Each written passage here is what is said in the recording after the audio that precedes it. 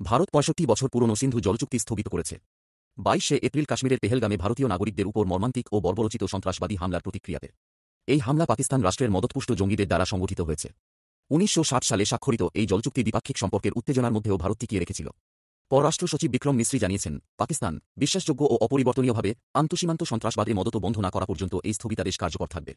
ভারতের ইন্দাস জলচুক্তি স্থগিত করার সিদ্ধান্ত পাকিস্তানের জন্য গুরুতর চ্যালেঞ্জ সৃষ্টি করেছে। পাকিস্তানের ৮০% সেচযোগ্য জমি সিন্ধু নদীর জলের উপর নির্ভরশীল, জলপ্রবাহ ব্যাহত হলে খাদ্য নিরাপত্তা ও কৃষিজীবী মানুষের জীবন বিপন্ন হবে। ২ জলবিদ্যুৎ উৎপাদন কমবে, যার ফলে বিদ্যুৎ সংকট বাড়বে। ৩ কৃষি খাতে আয় কমবে, যা পাকিস্তানের অর্থনীতিকে আরও ভঙ্গুর করবে। ৪ ভারত সিন্ধুর জলতথ্য ভাগাভাগি বন্ধ করলে বন্যা ও খরার পূর্বাভাস প্রস্তুতি দুর্বল হয়ে পড়বে। ইন্দাস জলচুক্তি কি? ইন্দাস জলচুক্তি ১৯৬০ সালের ১৯শে সেপ্টেম্বর করাচিতে স্বাক্ষরিত হয়, যা ভারতের সঙ্গে পাকিস্তানের ৯ বছরব্যাপী আলোচনার পর সম্পন্ন হয়। চুক্তির শর্ত অনুযায়ী সিন্ধু নদী ব্যবস্থার পূর্ববাহিনী নদীগুলোর শতদ্রু বা সতলুজ, বিপাশা বা বিয়াস ও রবি সমস্ত জল ভারতের ব্যবহারের জন্য বরাদ্দ থাকবে। অন্যদিকে পাকিস্তান পশ্চিমবাহিনী নদীগুলোর সিন্ধু বা ইন্দাস, ঝিলাম ও চেনাব এর জল পাবে।